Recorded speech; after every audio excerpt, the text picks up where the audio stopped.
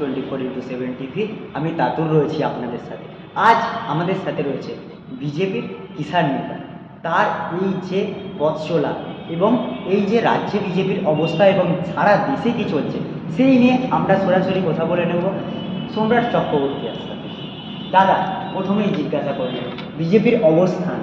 প্রথমে আমি নিউজ 24/7-এর মাধ্যমে পশ্চিমবঙ্গের সাধারণ মানুষকে নমস্কার জানাই। রইল কথা বিজেপির অবস্থান, তাহলে এটুকু বলতে পারি আবকি বার 400 পার এই ট্যাগলাইন নিয়ে আমরা রাস্তায় নেমেছি। এবং এই রাস্তায় নামা শুধু বিজেপি কর্মী হিসেবে নয়, ভারতবর্ষ সহ পশ্চিমবঙ্গের প্রত্যেকটা জায়গাতে এই রাজ্যের যে তথাকথিত দুর্নীতির যে সরকারটা চলছে গত 12-13 বছর ধরে, তাদের অপবাদ, তাদের অপমান, তাদের বঞ্চনার বিরুদ্ধে ক্ষুব্ধ বাংলার মানুষকে পাশে নিয়ে কিন্তু আবকি বার 400 বার হবে।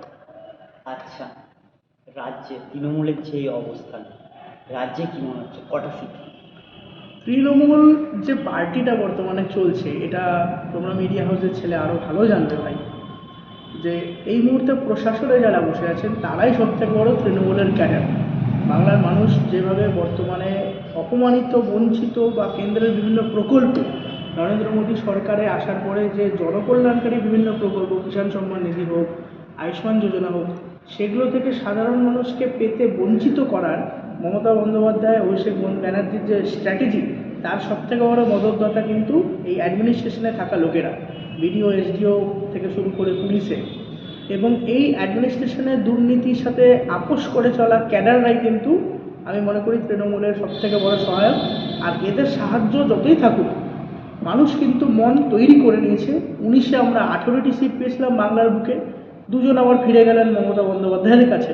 তবে 24-এ কিন্তু আমরা বাংলাতে মাননীয় অমিত শাহজির যে টার্গেট দেওয়া 35টি যে লোকসভা সিট, তার লক্ষ্যমাত্রাকে আমরা ধার্য রেখেই নামছি।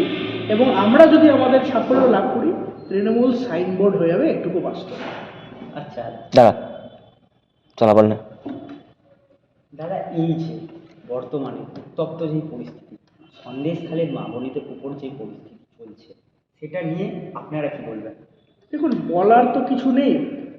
সন্দেশকালের ঘটনা বাংলা এবং বাঙালিদের কাছে কিন্তু একটা কলঙ্ক হয়ে দাঁড়ায়, যে পশ্চিমবঙ্গের মাটি থেকে শিক্ষা, সংস্কৃতি, শিক্ষাটা যে আমরা সবসময় একটা গর্বের জায়গা বলে মনে করে এসেছি, পশ্চিমবঙ্গকে দেখে অন্যান্য রাজ্য নিজেদেরকে তৈরি করে এসেছে।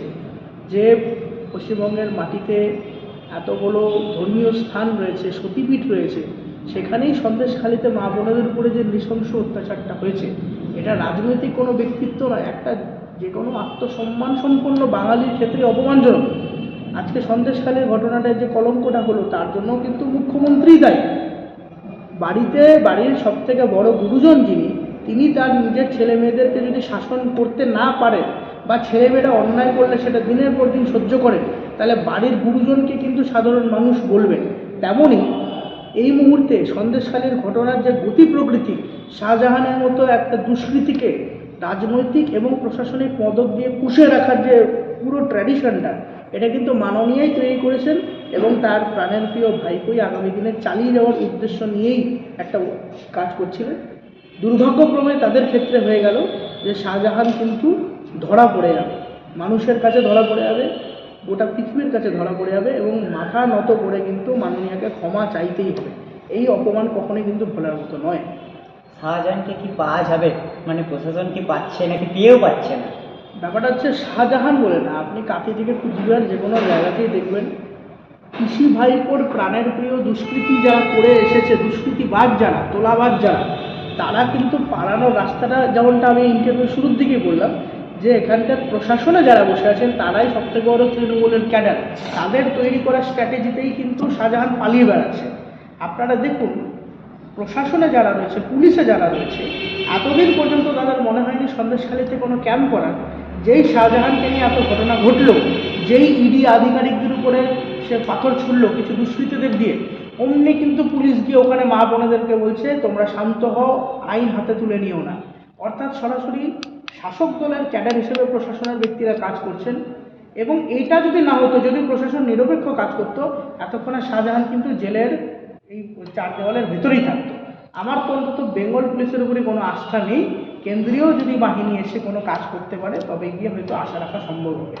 বিজেপি এবং অন্যান্য যারা বিরোধীরা রয়েছে তারা যে আন্দোলন করছে বারে বারে, তারা বলছে এই সন্দেশখালী নিয়ে কথা বলছে, তো আপনাকে আমি জিজ্ঞাসা করবো বিজেপি হিসাবে যে শাহজাহান যদি ধরা না পড়ে আপনাদের পরবর্তী পদক্ষেপ কী হবে? দেখুন, অলরেডি আমাদের বিজেপির রাজ্য স্তরের পদাধিকারীরা কিন্তু কলকাতা হাইকোর্টে এই মুহূর্তে কেন্দ্রীয় বাহিনীকে নিয়োগ করার জন্য বারবার আবেদন করছে। এবং আমি যেটুকু মনে করি যে কেন্দ্রীয় বাহিনী অর্থাৎ সিআরপিএফ হোক বা যে কোনো ধরনের অন্য বাহিনী যদি এখানে আসে এবং কোর্টের নির্দেশে শাহজাহানকে খুঁজে বার করার জন্য বিশেষ যদি তদন্তকারী দল তৈরি হয়, সিট যেটাকে বলা হয়, স্পেশাল ইনভেস্টিগেশন টিম যদি তৈরি হয়, আমার মনে হয় তারা কিন্তু শাহজাহানকে খুঁজে বার করার রাস্তা অবশ্যই নিরপেক্ষভাবে বার করবে। কারণ তাদের উপরে পিসি ভাইপোর পুলিশের কোনো ছড়ি ঘোরানো চলবে না। দ্বিতীয়ত, শাহজাহানকে শুধু ধরলেই হবে না, ধরে উপযুক্ত শাস্তি দিয়ে শাহজাহানকে যারা এতদিন মদত দিয়েছে, প্রশ্রয় দিয়েছে, তাদেরকেও কিন্তু উপযুক্ত শাস্তিটা দিতে হবে। যেমনটা আমি বারবার বলছি, বাড়ির গুরুজন যদি ভুল হয় তাহলে বাড়ির বাচ্চারাও কিন্তু ভুলভাবেই বড় হবে। পাড়ার মানুষ কিন্তু সবার আগে বাড়ির গুরুজনকেই বলবে। মমতা বন্দ্যোপাধ্যায়ের সরাসরি প্ররোচনায় এবং অভিষেক বন্দ্যোপাধ্যায়ের তোলাবাজি মনোভাবের ফসল কিন্তু হচ্ছে এই শাহজাহানরা। এবং এই শাহজাহান পালিয়ে শুধু বেড়ালে হবে না, একে ধরে উপযুক্ত শাস্তি দিয়ে এদের মতো লোক যাতে আর মাথা তুলে না দাঁড়াতে পারে, সেই রাস্তাটা কিন্তু আমরা তৈরি করতে চাই। এবং এই জন্যই বাংলার মানুষকে বারবার বলছি, দুষ্কৃতিমুক্ত, তোলাবাজ মুক্ত, সুস্থ সবল সোনার বাংলা বানাতে গেলে বিজেপি ছাড়া আর কোনো রাস্তা নেই। আচ্ছা, কিছুদিন আগেই আমরা দেখলাম সন্দেশখালীতে গণমাধ্যমের একজন সাংবাদিক কর্মীকে গ্রেপ্তার করা হয়েছিল। তো এই যে সাংবাদিকদেরকে ওখানে রিপোর্টিং করতে বাধা দেওয়া হচ্ছে, এই দিকটা কিভাবে দেখছেন? এখানে কি কোথাও গণতন্ত্র আহত হচ্ছে? গণতন্ত্র বারে বারে আহত 2011 সালের পর থেকে একাধিকবার আহত। আমি বরঞ্চ এই আপনাদের পোর্টালের মাধ্যমে 24/7 যে নিউজ পোর্টাল আপনাদের আছে তার মাধ্যমে কলকাতা প্রেস ক্লাবকে ধন্যবাদ জানাবো। অন্তত তারা মেরুদণ্ড সোজা রেখে যে সাংবাদিক কর্মী সন্তু পান অ্যারেস্ট হয়েছিল অবৈধভাবে, তার বিরুদ্ধে বক্তব্য রাখার সাহস দেখিয়েছে। কারণ আমার বলতে কোনো দ্বিধা নেই, মিডিয়ার একটা বড় অংশ প্রশাসনিক চাপের মুখে দাঁড়িয়ে অনেক ক্ষেত্রে শাসক দলের অনুগামীদের মুখেই কথা বলে এসেছে। আমি এই প্রথমবার অনেক দিন পরে দেখলাম গণ অভ্যুত্থান যেমন হয়, মিডিয়ার গণ ঐক্যবদ্ধ বিরোধী কণ্ঠ হিসেবে একটা দাপট দেখতে পেলাম, যেখানে তারা শাহজাহানকে ধরতে গিয়ে, তার খবর করতে গিয়ে সন্তু পানের অ্যারেস্টের বিরোধিতা করে ঐক্যবদ্ধ হওয়ার ডাক দিয়েছে। জাতীয়তাবাদী হোক বা বামপন্থী হোক, সমস্ত মানুষ কিন্তু আমি মনে করি এই কাণ্ডের পাশে থেকেছে। এটা আমাদের সাথে। আচ্ছা, এবার কিছু ভোটকালীন প্রশ্ন। এই যে 2024 লোকসভা বিরোধী, মেন বিরোধী যদি বলা চলে কংগ্রেস, কি মনে হচ্ছে অবস্থান কেমন? মেন বিরোধী কংগ্রেস বললেন, ভাই একটা কথা বলি, বিজেপি কর্মী হিসেবে না, একটা সামান্য শিক্ষা রাখা মানুষের মধ্যে কাজ করা একটা মানুষ হিসেবে আমি নিজে মনে করি নরেন্দ্র মোদীর বিকল্প নিয়ে ভাবার কোনো স্থানই কোনো বিরোধী পার্টির নেই। যে মানুষটা বিগত 40 থেকে 50 বছর নিজের জীবনে অতিবাহিত করেছে সাধারণ মানুষের মধ্যে থাকার জন্য, প্রশাসক হিসেবে গুজরাটের মুখ্যমন্ত্রী থাকার পরে ভারতের প্রধানমন্ত্রী তিনি যেদিন হলেন 2014 সাল থেকে আজ 2024-এ আমরা দাঁড়িয়ে আছি। এই যে গণমাধ্যমে যে আমরা কথাও বলছি, ডিজিটাল আপগ্রেডেশন, কথায় কথায় 1 টাকা 2 টাকা হলেও আমরা ইউপিআই পেমেন্ট করছি, এটা কিন্তু যার প্রধানমন্ত্রীত্বে সম্ভব হয়েছে তার নাম নরেন্দ্র মোদী। আর তার বিরুদ্ধে ঐক্যবদ্ধভাবে ইন্ডি জোট বানিয়ে যে পিন্ডি ঘট ঘাটানো হয়েছে, সেখানে কংগ্রেস তো একটা ক্ষুদ্র অংশ আমি মনে করি। এই যে বাংলার মাটিতে দাঁড়িয়ে আমরা কথা বলছি, অধীর চৌধুরী ছাড়া আর তো কোনো কংগ্রেসের নেতাও নেই। সুতরাং প্রবলভাবে বলতে গেলে বিজেপি বিরোধিতা, মোদী বিরোধিতা যারা একজোট হচ্ছেন, তারা নিজেদের রাজনৈতিক অস্তিত্ব, নিজেদের যে ওয়ারিশ তৈরি করেছে, যেমন এখানে পিসির ভাইপো আছে, অন্যান্য রাজ্যে কোথাও ভাইপো, কোথাও ছেলে, কোথাও মেয়ে, এদের রাজনৈতিক ঘরানা বাঁচানোর তাগিদে একজোট হয়েছে।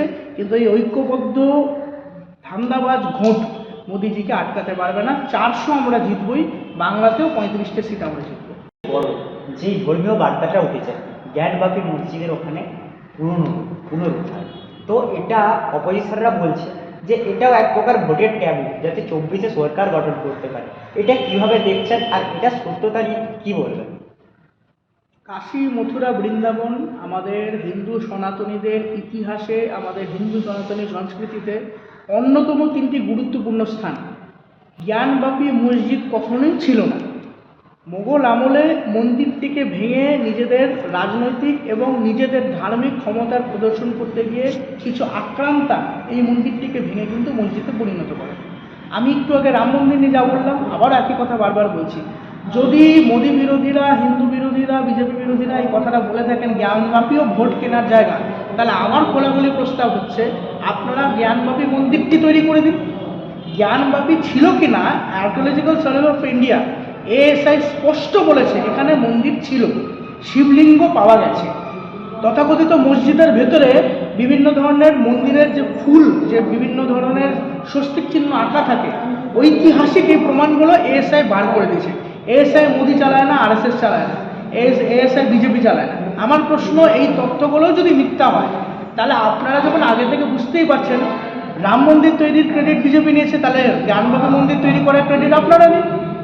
সনাতনী হিন্দু সমাজকে জাগ্রত করার জন্য আমাদের যে লড়াই, এটারই সাফল্য স্বরূপ জ্ঞানবাপী নিয়ে সাধারণ মানুষ বলা শুরু করেছে। আর এই ভয় থেকেই মমতা বন্দ্যোপাধ্যায় সহ হিন্দু বিরোধীরা বলছে বিজেপি জ্ঞানবাপীর কথা বলে আবার ভবিষ্যতে ভোটে জিতবে। আমরা খোলাখুলি বলছি আমাদের ভোটে জেতার দরকার নেই, আপনারাই এই রাজনৈতিক লড়াইয়ের বাইরে বেরিয়ে হিন্দুত্বের লড়াই করুন, আর দেখবেন আমাদের মতো আপনারা অনেককেই পাশে পাবেন। আমাদের একটা মন্দির দিয়ে ভোট কেনার কোনো দরকার নেই, কখনো ছিলও না, এটুকু বাস্তব। এই দাবির সাথে আর একটা দাবি উঠে এসেছে যে বিজেপি বারবার হিন্দু মুসলিম করে ভোট কিনছে এবং এনআরসি, সিএ এসবের নামে বারবার হিন্দু মুসলিমের ভ্রাতৃত্ববোধকে ধ্বংস করছে এবং নিজেদের ভোটের সুবিধা লাভ করছে। এটা কীভাবে বলবো? এই দেশে প্রায় 150 কোটি কাছাকাছি জনসংখ্যা এবং মুসলিম সমাজের অনেক বিশিষ্ট ব্যক্তিরা, এপিজে আব্দুল কালাম থেকে শুরু করে আমাদের ক্রিকেটে মোহাম্মদ শামি পর্যন্ত অজস্র মানুষ, ভারতীয় সেনাবাহিনীতে অজস্র বীর বলিদানকারীরাও কিন্তু মুসলিম সমাজের। ঘটনা হচ্ছে তথাকথিত সংখ্যালঘু নাম নিয়ে যারা রাজনৈতিক রুটিটা গরম করে, সেই লোকগুলোর বিরুদ্ধে বিজেপি লড়াই যদি করে এবং এই লড়াইকে যদি কেউ বলে যে এরা হিন্দু মুসলিম করছে, তাহলে আমার কোনো দুঃখ নেই, আমরা হিন্দু মুসলিম করছি, এটাই মেনে নেওয়া হোক। দেশটা ভাগ হয়েছিল যে হিন্দু এবং মুসলিম নাম করে। এই ভারতবর্ষ 1947 সালে তো ধর্মের ভিত্তিতে ভাগ হয়েছিল। সেইখানে আমি মনে করি কোনোভাবেই এই কথাটা বিজেপির উপরে দোষারোপ করার কোনো স্থান নেই। তা সত্ত্বেও এই অপবাদকে মাথায় নিয়ে মোদিজির সবকা সাথ সবকা বিশ্বাস কিন্তু আমরা প্রকৃতভাবে করছি। এই গতকালই আপনারা দেখলেন জম্মু কাশ্মীরের জম্মুতে আইআইটি উদ্বোধন হল। ধারা 370 সরে যাওয়ার পরে জম্মু কাশ্মীরের বুকে এত বড় রাজনৈতিক একটা উদ্যোগ বিজেপির নেতৃত্বেই হয়েছে। জম্মু কাশ্মীরে কিন্তু হিন্দু প্রধান নয়। তাহলে এটা ভেবে দেখা দরকার, দেশের প্রধানমন্ত্রী চেষ্টা করছেন সবাইকে ভারতীয়তার গুণগানের মধ্যে আনতে, ভারতীয়তার পরিচয়ের মধ্যে আনতে। সেখানে কেউ যদি বলে এরা হিন্দু মুসলিম করছে, তাহলে সেটা তাদের উপরে ব্যক্তিগত আঘাত আমি মনে করি, যারা অরিজিনালি হিন্দু মুসলিম করতে চাইছে। মোদিজি সবকা সাথ সবকা বিশ্বাস বলছেন, আমরাও সেটা মনে করি, কিন্তু আমরা সনাতনীদের অধিকারগুলো ভুলে যাব।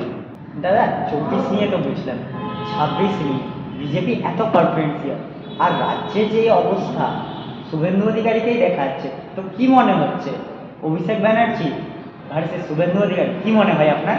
দেখুন, ভারতীয় জনতা পার্টি পশ্চিমবঙ্গ সহ কোনো রাজ্যে কখনোই আগে মুখ্যমন্ত্রীর নাম ঘোষণা করে কখনোই রাজনৈতিক লড়াইতে নামেনি। তবে এটাও অস্বীকার করার কোনো জায়গা নেই যে মাননীয় বিরোধী দলনেতার নেতৃত্বে সমুদ্র হিমাচলের প্রত্যেকটা রাজ্যে, যেমন পশ্চিমবঙ্গের এই মমতা বন্দ্যোপাধ্যায়ের দুর্নীতি যেমন জানতে পারছে মানুষ, কাঁথি থেকে কুচবিহারের মানুষ কিন্তু আশায় স্বপ্ন দেখছে যে একটি মানুষ কিন্তু মাঠে নেমে মানুষের স্বার্থে লড়াই করছে।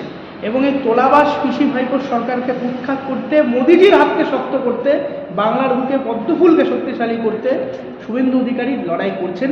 মুখ্যমন্ত্রী হওয়ার ব্যাপারটা কেন্দ্র নেতৃত্ব সবসময় ঠিক করে এসেছেন, তারাই করবেন। তবে আমাদের কাছে আশার আলো অবশ্যই শুভেন্দু অধিকারী, তার নেতৃত্বে লড়াই হচ্ছে, আমরা গর্বিত তার নেতৃত্বে লড়াই করতে। কি মনে হয় অভিষেক ব্যানার্জি শুভেন্দু অধিকারী কি বলবে? তোলাবাজ ভাইপো জেলে যাবে, আর অধিকারীর যে আত্মসম্মান, বাংলার মাটির আত্মসম্মান, মেদিনীপুরের মাটি থেকে লড়াই করা ব্যক্তি শুভেন্দু অধিকারী এক না একদিন তো নিশ্চয়ই মহাকরণে বা আমাদের রাজভবনে শপথ গ্রহণ করে নেতা। তো এই যে কিষানদের আন্দোলন, আপনি একজন কিষান মোর্চার নেতা হয়ে সেটাকে কিভাবে দেখছেন আর কি বলবেন কিষানদের উদ্দেশ্যে? কিষান নাম যে ব্যবহার করাচ্ছে ভাই, প্রথমত বলি যারা দিল্লিতে আবার ধর্ণা দিচ্ছে তাদের অধিকাংশের সাথে চাষবাসের কোনো সম্পর্ক নেই। একজন চাষি যে খেটে পরিশ্রম করে চাষের ফসল ফলাচ্ছে, সে আর যাই করুক দেশের সম্পত্তি ধ্বংস করার মতো অপকর্মে নিজেকে যুক্ত করবে না। এই মুহূর্তে দিল্লিতে যারা রয়েছে, এই মুহূর্তে যারা নিজেদেরকে চাষি পরিচয় দিয়ে তথাকথিত চাষি আন্দোলন নাম করে দিল্লির রাস্তায় নেমেছে, এদের প্রত্যেকেরই রাজনৈতিক ধান্দা রয়েছে। এদের ধান্দা আসল উদ্দেশ্য হচ্ছে কেন্দ্রে মোদী সরকারকে দুর্বল প্রমাণ করা। এদের সাথে চাষের কোনো সম্পর্ক নেই এবং জোর গলাতে বলছি, রাজনীতির ঊর্ধ্বে উঠে অনেক মানুষ কিন্তু বর্তমানে এই জাতীয় ধান্দাবাজদের আসল চেহারা দেখে নিয়ে এইবারে দেখুন আপনারা তথাকথিত চাষ আন্দোলন যারা বলছে কোনো রকম মানুষের মধ্যে প্রভাবই ফেলতে পারেনি। প্রথমবার অনেক মানুষ হয়তো এদের ভুল বার্তায় ফাঁদে পা দিয়েছে, এইবারে কিন্তু তারা পরিষ্কার বুঝতে পারছে চাষের সাথে যে যুক্ত নেই ব্যক্তিগুলো তারা গিয়ে ওখানে ধর্ণা দিয়ে নিজেদের ফুটেজ খাচ্ছে, মোদিজিকে অপমান করার চেষ্টা করছে। নিজেদের ধান্দা ছাড়া এদের আর কোনো কাজ নেই, তাই এরা ফ্লপ করতে বাধ্য। কিন্তু বিরোধীরা তো বারবার বলছে যে প্রধানমন্ত্রী কিষাণদেরকে দেখছেন না। দেশের গণতান্ত্রিক অধিকার হিসেবে, সাংবিধানিক অধিকার হিসেবে যে পার্টিরা অপোজিশনে রয়েছে, বিপক্ষে রয়েছে, তারা শাসক দলকে আঙুল তুলতেই পারে, এটা কোনো অন্যায় না। প্রশ্নটা হচ্ছে বারে বারেই 2014 সালে পরে আমরা দেখছি নরেন্দ্র মোদীকে অপমান করতে গিয়ে ভারত বিরোধিতার সহযোগিতা করা হচ্ছে। আমি একটু আগে এতক্ষণ ধরে কেন এই লাইনগুলো বললাম যে এদের সাথে চাষের সম্পর্ক নেই, কেন নেই? এরা সরাসরি খালিস্তানিদেরকে সহযোগিতা করে, এরা সরাসরি ড্রাগস মাফিয়াদেরকে সহযোগিতা করে, এরা সেই মানুষদেরকে সহযোগিতা করে যারা চাষিদের থেকে কম দামে মালটা কিনে নিয়ে, চাষের পণ্য কিনে নিয়ে ফোরে এবং ফেরতবাজদেরকে বেশি দামে বিক্রি করে নিজেদের আর্থিক মুনাফা করছে। তাহলে এরা কি করে দেশের সংগঠন, দেশের চাষের জন্য কাজ করবে? সেখানে নরেন্দ্র মোদী সরকার ভারতবর্ষের ইতিহাসে প্রথমবার কিষাণ সম্মান নিধি নামক একটা প্রকল্প চালু করে কৃষকদের খাতাতে আর্থিক সহযোগিতা পৌঁছে দিচ্ছে। এটা তো কোনো বানানো কাহিনী না, কোটি কোটি চাষিরা পাচ্ছে। পশ্চিমবঙ্গের 62 লক্ষ চাষি পেয়েছে। এই মিথ্যা তথ্য যারা তৈরি করছেন যে মোদিজি কৃষক বিরোধী, তারা নিজেদেরকে সত্যি প্রমাণ করার জন্য আরও মিথ্যা ধরছেন। কিন্তু এইবারে মানুষ কিন্তু পরিষ্কার বুঝে গিয়ে আর তাদের পাশে নেই। তাই কিন্তু এবারে দেখুন চাষ আন্দোলন নামে যারা নাটক করছে তাদের নাটক ফ্লপ হচ্ছে। ছবি তুলে দিও।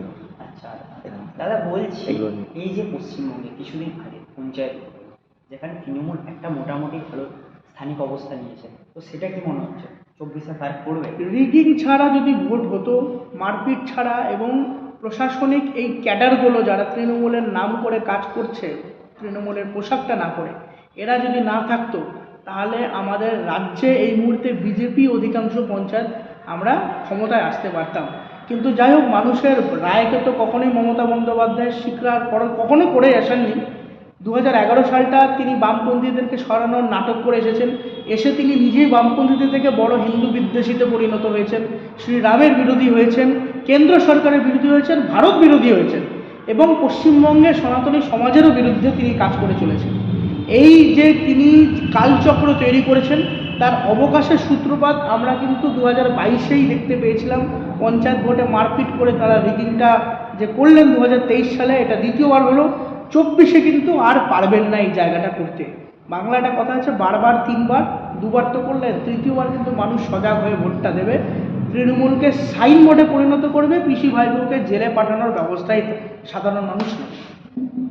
এই যারা সনাতনী ধর্মের কোথায় আসেন যেটা আপনি বললেন, তো আমরা বারে বারে বিভিন্ন অপোজিশনের কাছ থেকে, এমনকি আমাদের তৃণমূল গোষ্ঠীর কাছ থেকেও শুনেছি যে তৃণমূলের যে সমস্ত বড় নেতা রয়েছে আমাদের রাজ্যে, তাদের মুখ থেকে শুনেছি যে রাম মন্দিরটা শুধুমাত্র বিজেপির বাহানা, বিজেপির 2024-এর ট্যাবু, 2024-এ জানুয়ারিতেই উদ্বোধন কেন?